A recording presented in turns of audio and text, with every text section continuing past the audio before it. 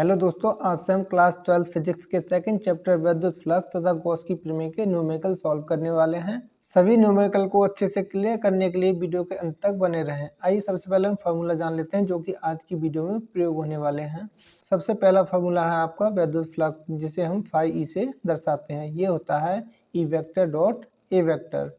इसका जब अदिश गुणनफल करते हैं तो ये आता है ई इंटू ए इंटू कॉस थीटा, जहाँ क्या है हमारा फाई ई है हमारा विद्युत फ्लक्स, ई वेक्टर है हमारा विद्युत क्षेत्र, ए वेक्टर हमारा पृष्ठीय क्षेत्रफल और थीटा है ई एवं ए के बीच का कोण, मतलब कि विद्युत क्षेत्र एवं पृष्ठीय क्षेत्रफल के बीच का कोण। दूसरा फॉर्मूला हमारा गॉस प्रमेय पर।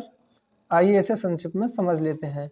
किसी बंद पृष्ठ से गुजरने वाला कुल विद्युत फ्लक्स उस पृष्ठ से संबद्ध कुल आवेश का 1/ε0 गुना होता है। ये हो जाएगा फाई ई बराबर सिग्मा क्यू अपॉन ε0। आइए न्यूमेरिकल को स्टार्ट करते हैं। आपका पहला क्वेश्चन है, यदि किसी 8 सेंटीमीटर भुजा वाले एक घन के केंद्र पर 1 कूलम आवेश रखा जाए तो घन के किसी फलक के बाहर आने वाले फ्लक्स की गणना कीजिए। ये क्वेश्चन हमारा 2017 में आया है। आइए इसे सॉल्व करते हैं। दिया है हमारे क्वेश्चन में क्या दे रखा है कि एक घन है जिसकी घन की भुजा हमारी दे रखी है 8 सेंटीमीटर। घन की भुजा है 8 सेंटीमीटर। सबसे पहले हम एक घन बना लेते हैं।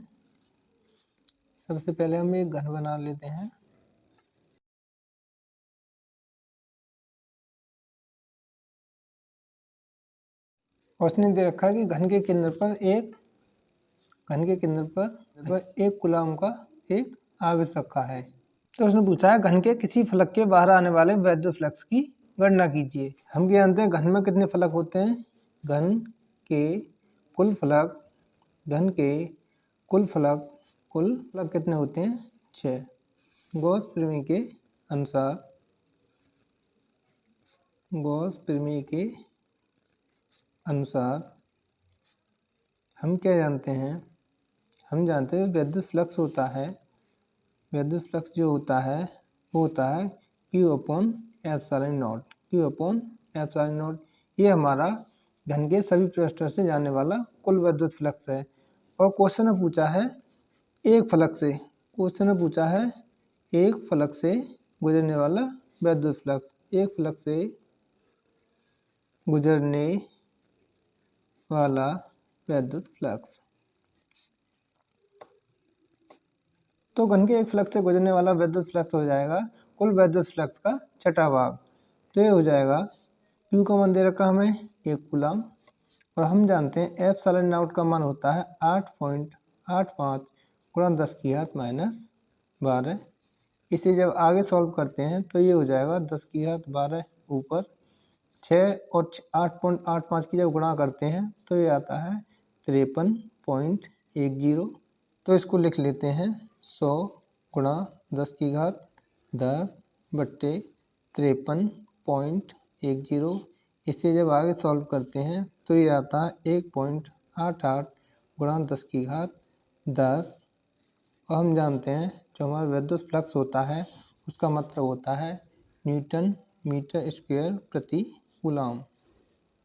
आपका दूसरा क्वेश्चन है, एक समान विद्युत क्षेत्र सदिश ई वेक्टर बराबर 2i cap plus 3j cap minus 4k cap volt प्रति मीटर में एक पृष्ठ के क्षेत्रफल ए वेक्टर बराबर minus 4k cap metre square से गुजरने वाले विद्युत फ्लक्स की गणना कीजिए।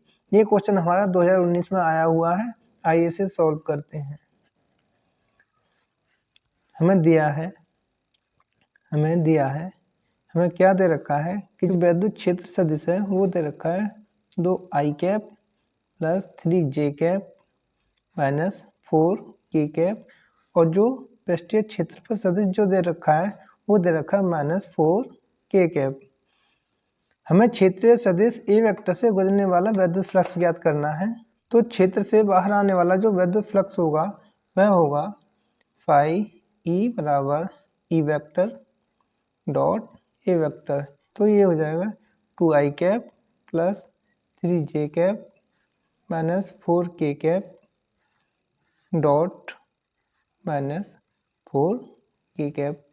हम जानते हैं i का k से डॉट 0 होता है, j का के से डॉट 0 होता है और के का के से डॉट 1 होता है। तो ये हो जाएगा आई का के से 0, जे का के से 0, के का के से 1। तो ये हो जाएगा 16 इंटू के डॉट इंटू के। तो ये हो जाएगा हमारा 16 वोल्ट प्रति मीटर, या आप लिख सकते हो 16 न्यूटन मीटर स्क्वायर प्रति कूलम। न्यूटन मीटर स्क्वायर प्रति कूलम। आपका अगला क्वेश्चन है वैद्युत स्थितिक क्षेत्र ई वेक्टर बराबर 2 आई कैप प्लस 4 जे कैप प्लस 7 के कैप में रखने पर पृष्ठ एस बराबर 10 जे कैप से होकर कितना फ्लक्स बाहर आएगा। आइए इसे सॉल्व करते हैं। हमें दे रखा है, दिया है वैद्युत क्षेत्र हमें दे रखा है ई वेक्टर बराबर 2 आई कैप प्लस 4 जे कैप प्लस 7 के कैप, और हमारा जो पृष्ठीय क्षेत्रफल सदिश दे रखा है वो दे रखा है 10 जे कैप। हमें क्या याद करना है, हमें याद करना है वैद्युत फ्लक्स। हम जानते हैं वैद्युत फ्लक्स जो होता है वो होता है ई वेक्टर डॉट एस वेक्टर। तो ये हो जाएगा 2 आई कैप प्लस 4 जे कैप प्लस 7 के कैप डॉट 10 जे कैप। और मैं आपको दोबारा बता दूं, आई का जब जे से डॉट करते हैं तो 0 आएगा, जे का जे से डॉट करते हैं तो वो 1 आएगा, और के का जे से जब डॉट करते हैं तो 0 आता है। तो आई का जे से 0 हो जाएगा, जे का जे से 1 हो जाएगा और के का जे से 0 हो जाएगा। तो ये हो जाएगा 40 इंटू जे कैप इंटू जे कैप। हम जानते हैं जे कैप इंटू जे कैप कितना हो गया 1। तो ये हो जाएगा 40 मात्रक। 40 मात्रक, क्योंकि हमारे क्वेश्चन में वैद्युत क्षेत्र और पृष्ठीय क्षेत्रफल के मात्रक नहीं दे रखे, तो हम यहाँ पर सिर्फ मात्रक लिख देंगे, और आप चाहो तो लिख सकते हो 40 न्यूटन मीटर स्क्वायर प्रति कूलम। आपका अगला क्वेश्चन है एक क्षेत्र में वैद्युत क्षेत्र की तीव्रता ई वेक्टर बराबर 1.2 I cap plus 1.6 J cap Newton प्रति कूलम दी गई है। बाई जेड तल के समांतर 0.2 मीटर स्क्वायर क्षेत्रफल के आयताकार पृष्ठ से संबद्ध वैद्युत फ्लक्स ज्ञात कीजिए। ये क्वेश्चन हमारा 2018 में आया हुआ है। आइए इसे सॉल्व करते हैं। हमें क्या दे रखा है, दिया है, हमें दे रखा है जो वैद्युत क्षेत्र का मान है वो दे रखा है हमें 1.2 I cap plus 1.6 J cap Newton प्रति कूलम है, और एक हमारा आयताकार पृष्ठ है जो कि हमारा बाई जेड तल के समांतर रखा हुआ है। सबसे पहले हम अक्ष बना लेते हैं।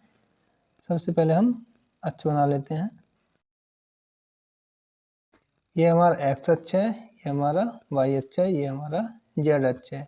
हमारा जो आयताकार पृष्ठ है वो हमारा बाई जेड तल के समांतर रखा हुआ है। तो हम एक पृष्ठ बना लेते हैं जो कि बाई जेड तल के समांतर है। एक हमने पृष्ठ बना लिया जो कि हमारा बाई जेड तल के समांतर है। इस पृष्ठ का क्षेत्रफल जो दे रखा है वो दे रखा है 0.2 मीटर स्क्वायर। इस हमारे आयताकार पृष्ठ की जो डायरेक्शन होगी वो इस डायरेक्शन में होगी, यानी कि आई की डायरेक्शन में होगी, यानी कि आई कैप की डायरेक्शन में होगी। चूंकि हमारा जो पृष्ठ है वो बाई जेड तल के समांतर है, बाई जेड तल के समांतर है, बाई जेड तल के समांतर है। तो हमारे पृष्ठ की डायरेक्शन जो होगी वो एक्स अक्ष के लंबवत होगी, तो हमारे जो पृष्ठीय क्षेत्रफल सदिश जो आएगा वो आएगा पृष्ठीय क्षेत्रफल का परिमाण इंटू उसकी डायरेक्शन। तो ये हो जाएगा 0.2 इंटू आई कैप। ये हमारा पृष्ठीय क्षेत्रफल सदिश है। तो आइए वैद्युत फ्लक्स ज्ञात करते हैं। तो वैद्युत फ्लक्स होगा हमारा E vector dot A vector. E vector का मान रखा 1.2 I cap plus 1.6 J cap dot A vector का मान है 0.2 आई कैप। तो ये हो जाएगा हमारा 2.4 आई कैप इंटू आई कैप। मैंने बताया था जे का जब आई से डॉट करते हैं तो ये 0 आता है, इसलिए आई कैप और आई कैप की हमने गुणा कर ली। तो ये आ जाएगा 2.4 गुणा 1 यानी कि 2.4 न्यूटन मीटर स्क्वायर प्रति कूलम। न्यूटन मीटर स्क्वायर प्रति कूलम। आपका अगला क्वेश्चन है, एक समरूप वैद्युत क्षेत्र E बराबर 5 गुणा 10 की घात 3 आई कैप न्यूटन प्रति कूलम में एक 10 सेंटीमीटर भुजा वाला वर्गाकार समतल पृष्ठ y तल के समांतर स्थित है। पृष्ठ से कितना वैद्युत फ्लक्स गुजरेगा? यदि पृष्ठ का तल x अक्ष की दिशा से 30 अंश का कोण बनाता है तब कितना वैद्युत फ्लक्स होगा? इस क्वेश्चन में हमारे दो पार्ट दे रखे हैं जिसे हम एक एक करके सॉल्व करेंगे। ये क्वेश्चन हमारा 2015 में आया हुआ है। आइए इसे सॉल्व करते हैं। हमारा जो वैद्युत क्षेत्र दे रखा है वो दे रखा है 5 गुणा 10 की घात 3 आई कैप न्यूटन प्रति कूलम। न्यूटन प्रति कूलम। इस आई कैप का मतलब है हमारे जो वैद्युत क्षेत्र की डायरेक्शन है वो एक्स अक्ष की ओर है। आइए सबसे पहले अक्ष बना लेते हैं। ये हमारा एक्स अक्ष, ये हमारा वाई अक्ष, ये हमारा जेड अक्ष। इधर होगा हमारा जेड डैश, इधर होगा हमारा वाई डैश, इधर होगा हमारा एक्स डैश। इसमें जो हमारा वर्गाकार पृष्ठ है वो वाई जेड तल के समांतर है। वाई जेड तल के समांतर है तो हम पृष्ठ बना लेते हैं। हमारा जो पृष्ठ है वो वाई जेड तल के समांतर है। हमने यहाँ पर एक पृष्ठ बना लिया जो कि वाई जेड तल के समांतर है। तो इस पृष्ठ की जो डायरेक्शन होगी, इस पृष्ठ की जो डायरेक्शन होगी वो किधर होगी? एक्स अक्ष के लंबवत यानी कि एक्स अक्ष की ओर। एक्स अक्ष की ओर। जो हमारा वर्गाकार पृष्ठ है, वर्गाकार पृष्ठ है उसकी भुजा कितनी है? भुजा है 10 सेंटीमीटर। भुजा है 10 सेंटीमीटर। तो हमारे जो क्षेत्र की दिशा होगी वो एक्स की ओर होगी यानी कि आई कैप की ओर। तो हो जाएगा पृष्ठीय क्षेत्रफल सदिश हो जाएगा हमारा क्षेत्रफल यानी कि भुजा का वर्ग इंटू आई कैप। तो ये हो जाएगा भुजा कितनी दे रखी है हमें? 10 सेंटीमीटर। तो हो जाएगा उसका वर्ग इंटू आई कैप। तो ये हो जाएगा 100 आई कैप सेंटीमीटर स्क्वायर। इसको मीटर में चेंज कर लेते हैं तो ये हो जाएगा 100 इंटू 10 की घात -4 आई कैप मीटर स्क्वायर। तो इसे लिख लेते हैं 10 की घात -2 आई कैप मीटर स्क्वायर। तो हमारा क्षेत्रीय सदिश कितना है? 10 की घात -2 आई कैप इंटू मीटर स्क्वायर। हमें क्या याद करना है? हमें याद करना है वैद्युत फ्लक्स जो होता है ई vector dot A vector. E vector का मान दे रखा है हमारा 5 गुणा 10 की घात 3 आई कैप और ए का मान है हमारा 10 की घात -2 आई कैप। तो ये आ जाएगा 5 गुणा 10 की घात 3 गुणा 10 की घात -2 आई कैप डॉट आई कैप। और मैंने पहले ही बताया था आई कैप डॉट आई कैप कितना होता है? 1। तो ये आ जाएगा 5 गुणा 10। तो ये आ जाएगा हमारा 50 न्यूटन मीटर स्क्वायर प्रति कूलम। क्वेश्चन के सेकंड पार्ट में दे रखा है हमारा, यदि पृष्ठ का तल एक्स अक्ष की दिशा से 30 अंश का कोण बनाता है तब कितना विद्युत फ्लक्स होगा? आइए सबसे पहले हम अक्ष बना लेते हैं। ये हमारा जेड अक्ष, ये हमारा एक्स अक्ष, ये हमारा वाई अक्ष। इधर हो जाएगा हमारा वाई डैश, इधर हो जाएगा हमारा जेड डैश, इधर हो जाएगा हमारा एक्स डैश। अब जो हमारा पृष्ठ है वो इस प्रकार होगा। अब हमारा जो पृष्ठ है वह इस प्रकार होगा जो कि एक्स अक्ष से 30 अंश का कोण बनाता है। अब हम जब पृष्ठ से लंब खींचते हैं, पृष्ठ से लंब खींचते हैं तो हमारे क्षेत्रीय सदिश यानी कि ए की डायरेक्शन जो होगी वह इस प्रकार होगी जो कि एक्स अक्ष से कितने अंश का कोण बनाएगा? 60 अंश का बनाएगा, क्योंकि ये 90 अंश, ये 30 अंश और ये हमारा कितना बचा? 60 अंश। और ये एक दूसरे के शीर्षाभिमुख कोण है। और हमारे वैद्युत क्षेत्र की डायरेक्शन कैसी थी? एक्स अक्ष की ओर थी। तो हम कह सकते हैं ई वेक्टर और ए वेक्टर के बीच कोण के बीच जो कोण है, बीच कोण वो हो जाएगा थीटा बराबर 60 अंश। तो हमारा वैद्युत फ्लक्स हो जाएगा फाई बराबर ई वेक्टर डॉट ए वेक्टर।